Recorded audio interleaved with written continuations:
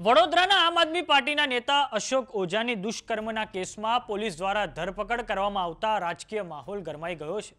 આમ આદમી પાર્ટીના નેતા અશોક ઓઝા અને તેમના પરિવારજનો સામે કપુરાઈ પોલીસ મથકમાં દુષ્કર્મનો કેસ નોંધાયો છે। આ અગાઉ આપના નેતા અશોક ઓઝા પર નકલી આઈબી ઓફિસર બનીને ધમકાવવા માટે પણ પોલીસ ફરિયાદ થઈ હતી। તે કેસમાં પોલીસ દ્વારા તેમની અટકાયત કરવામાં આવી હતી। તો આવો જાણીએ સમાચાર વિસ્તારથી। નમસ્કાર, જમાવટ સાથે હું છું પાર્થ।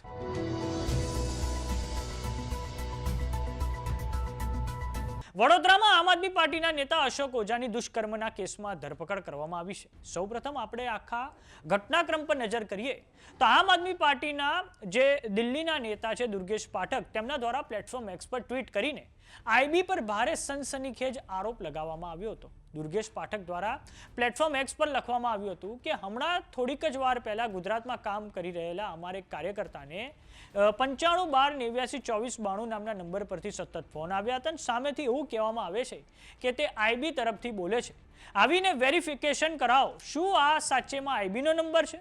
જો હા તો જણાવવામાં આવે કે જો કોઈ વ્યક્તિ એક દેશના રાજ્યથી બીજા રાજ્યમાં કામ કરવા જાય તો કયા કાયદા અંતર્ગત આઈબી સમક્ષ રજીસ્ટ્રેશન કરાવવું પડે। આ પછી આમ આદમી પાર્ટીના સુપ્રીમો અરવિંદ કેજરીવાલ દ્વારા દુર્ગેશ પાઠકની ટીમને રીટ્વીટ કરીને આક્ષેપ કરવામાં આવ્યા છે કે મેં જ્યારે આ કથિત આઈબીના નંબર પર ફોન કર્યો ત્યારે તેણે ફોન કાપી નાખ્યો હતો। આ પછી ફોન નથી આવ્યો। જો ફરી એવું થયું તો હું સ્વયં આઈબીની ઓફિસમાં જઈને પૂછપરછ કરીશ। અરવિંદ કેજરીવાલની ટ્વીટ પછી તો મામલો ગરમાઈ ગયો હતો। જો કે આખો મામલો પોલીસ સુધી પહોંચ્યો હતો। આપના કાર્યકર કેશવજી ચૌહાણ દ્વારા આણંદની સાયબર ક્રાઇમ પોલીસ સ્ટેશનમાં ફરિયાદ નોંધાવવામાં આવી હતી। ફરિયાદના આધારે સાયબર ક્રાઇમ પોલીસે મોબાઈલ નંબર, કોલ ડિટેલ્સ અને ટેકનિકલ ડેટાની તપાસ શરૂ કરી। તપાસ દરમિયાન સૌથી પહેલો ચોંકાવનારો ખુલાસો ત્યારે થયો જ્યારે જે નંબર અંગે હોબાળો મચાવવામાં આવી રહ્યો હતો તે નંબર આણંદના નીતિન ડોબરિયાના નામે હોવાનું સામે આવ્યું। પોલીસે નીતિન ડોબરિયાની પૂછપરછ શરૂ કરી અને આખી સ્ટોરીએ અલગ જ વળાંક લઈ લીધો। પૂછપરછ દરમિયાન નીતિન ડોબરિયાએ ઘટસ્ફોટ કર્યો કે તેણે વડોદરા શહેર આપ પ્રમુખ અશોક ઓઝાના કહેવાથી ફોન કર્યા હતા અને કેટલાક કિસ્સાઓમાં પોતાને આઈબી અધિકારી તરીકે ઓળખ આપી હતી। ત્યારબાદ તો અશોક ઓઝાની પોલીસે અટકાયત કરીને પૂછપરછ પણ કરી હતી। આઈબી વાળા કેસમાં પણ અશોક ઓઝા પર પોલીસ ફરિયાદ થઈ હતી। તો હવે આજે વડોદરા શહેરના આમ આદમી પાર્ટીના નેતા અશોક ઓઝા સહિત 4 વ્યક્તિઓની સામે એક મહિલાએ ગંભીર આક્ષેપ કર્યા છે। અશોક ઓઝાએ મહિલાના જે પતિને સારી નોકરી અપાવવાની લાલચ આપીને પોતાના ઘરે બોલાવી દારૂ પીવડાવી શોષણ કરવાના આક્ષેપો કર્યા છે। આ સમગ્ર મામલે પીડિતા દ્વારા પોલીસ સ્ટેશનમાં લેખિતમાં અરજી આપવામાં આવી હતી। પોલીસે આ સમગ્ર મામલે આપના નેતા અશોક ઓઝાની ધરપકડ કરી છે। જો કે આપના નેતા અશોક ઓઝાએ આ તમામ આરોપોને નકારી દીધા છે। આ ઘટનામાં હવે વડોદરાના એસીપી જીડી પલસાણાની પ્રતિક્રિયા સામે આવી છે। આવો સાંભળીએ તેમણે શું કહ્યું છે। ગઈકાલે કપુરાઈ પોસ્ટેમાં એપાર્ટ ગુના રજિસ્ટર નંબર 289/2026 નો બળાત્કાર માટેનું દુષ્પ્રેરણ, ધમકી, મદદગારી જેવી બીએનએસ એક્ટની વિવિધ કલમો હેઠળ આરોપી અશોકભાઈ ચંદ્રકાંતભાઈ ઓઝા તથા તેના પત્ની, પુત્ર અને પુત્રી વિરુદ્ધ ગુનો દાખલ કરવામાં આવેલ છે। કઈ જગ્યાએ આ પ્રકારનો ગુનો આચરવામાં આવ્યો છે? કેટલા સમયથી આરોપી દ્વારા કૃત્ય આચરવામાં આવ્યું?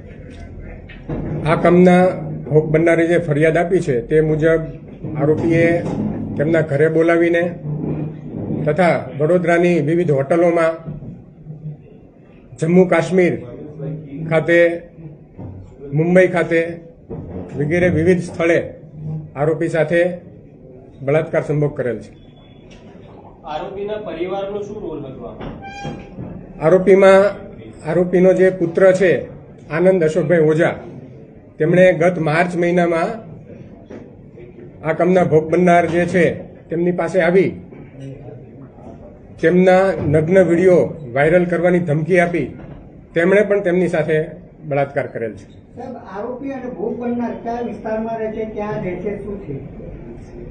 આરોપી તથા ભોગ બનનાર આજવા રોડ ઉપર વડોદરા ખાતે રહે છે।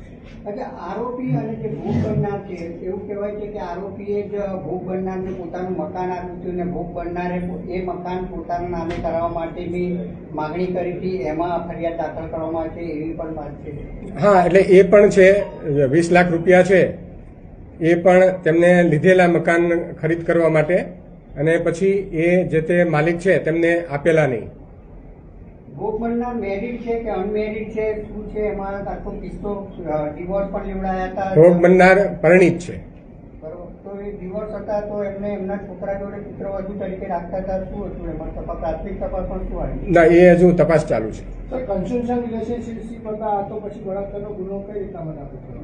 ના, એવું કોઈ રિલેશનશીપનું જે દસ્તાવેજી પુરાવો છે હોય એવું આપણી પાસે નથી.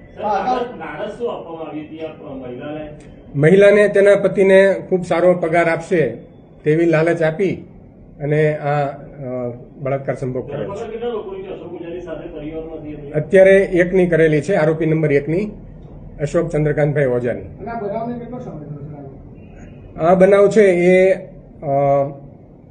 સને 2024 થી ગત માર્ચ 2026 સુધીનો દરમિયાન બનેલ છે. એફઆઈઆરનું કારણ શું છે આમાં?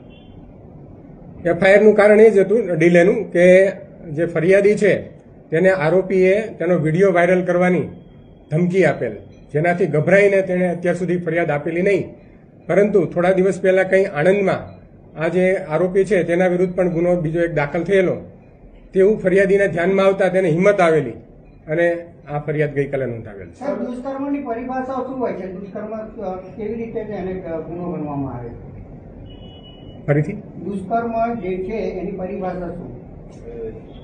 દુષ્કર્મ એ જ કે જે ભોગ બનનાર છે તેની ઈચ્છા વિરુદ્ધ બળજબરી કરી અને જે બળાત્કાર સંભોગ કરવો કે એને ધમકી, કોઈ પણ હિસાબે ધમકી આપીને ડરાવીને સંભોગ કરવો તે. સર, આરોપી પાસેથી વિડીયો કે એવું કંઈ મળી આવ્યું છે મોબાઈલમાંથી? એ તપાસ હજુ ચાલુ છે, તે હશે તો એ પણ કબજે કરવામાં આવશે. હોવાની પણ શક્યતા હોય તો એ દિશામાં કોઈ તપાસ કરવામાં આવી? હા, દરેક દિશામાં તપાસ થશે. સર, આખા મામલામાં 4 આરોપીઓ છે, પતિ, પુત્ર, પત્ની અને પુત્રી. શું તમામની ભૂમિકા શું છે? કેવી રીતે માતા અને પુત્રીને પણ આમાં ફરી આ આરોપી બનાવવામાં આવે? બરાબર છે. જે પુત્રએ જે ગત માર્ચમાં બળાત્કાર કર્યો તેના અનુસંધાનમાં જે આ ભોગ બનનાર છે તે તેની માતા મોતીબેન અશોકભાઈ ઓજાને કહેવા ગઈ તો તેમણે પણ તેનું ઉપરાણું લઈ અને તેને ધમકી આપી અને મકાન ખાલી કરી દેવાની પણ ધમકી આપી. પણ ઘણા સમયથી પુત્રી અને માતાની શું? પુત્રી છે તે તેના પિતાની સાથે આ જે ભોગ બનનાર છે તે વાત કરે તે રીતે અવારનવાર તેને ફોન કરતી અને પૈસાની પણ માંગણી કરતી. ઘણા સમયથી આ લોકોનું ચક્કર ચાલતું છે. હા, છેલ્લા 2 વર્ષથી બનાવ સમય છે એનો. તો અત્યાર સુધી બેન ભોગ બનનાર કેમ ફરિયાદ નહીં આપી? શું કારણ હતું? એ કારણ જણાવ્યું મેં આગળ હમણાં. નહીં, ભોગ બનનારના પતિ અત્યારે આપી એવું કયું બળાત્કારની જબરજસ્તી છે થાય તો એને દુષ્કર્મની પરિભાષામાં લેવામાં આવે છે. જ્યારે આની અંદર તો 2 વર્ષથી આ લોકોનું વચ્ચે ચાલતું હતું, તો કેમ અત્યાર સુધી મોડી ફરિયાદ? ટેકનિકલ ફરિયાદ એ જ કીધું મેં કે તેમની પાસે જે ભોગ બનનાર છે તેમનો નગ્ન વિડીયો હતો અને તે વાયરલ કરવાની ધમકી આપતો અવારનવાર, જેના કારણે ગભરાઈ અને જે ભોગ બનનાર છે તેમણે અત્યાર સુધી ફરિયાદ આપેલી નહીં. ભોગ બનનારનો પતિ ક્યાં છે અત્યારે? ભોગ બનનારનો પતિ છે એ એમના જણાવ્યા મુજબ છેલ્લા 3 વર્ષથી કોઈ જગ્યાએ જતો રહેલ છે બહાર, તેમના સંપર્કમાં નથી. સર, આમાં કઈ પુરાવા એકત્રિત થયા છે? કારણ કે વિડીયોની વાત છે. ગઈકાલે ગુનો દાખલ થયો છે, તપાસ ચાલુ છે. આરોપીઓ વિરુદ્ધ તમામ પુરાવા એકત્ર કરવામાં આવશે. સમાચારોમાં અત્યારે બસ આટલું. જોતા રહો જમાવટ. જો તમે અમને યુટ્યુબ પર જોઈ રહ્યા તો સબસ્ક્રાઇબ કરો, જો તમે અમને ફેસબુક પર જોઈ રહ્યા તો ફોલો કરો. સાથે જ અમારી વોટ્સએપ ચેનલ આવી ગઈ છે, જોઈન કરવાનું ના ભૂલતા. નમસ્કાર.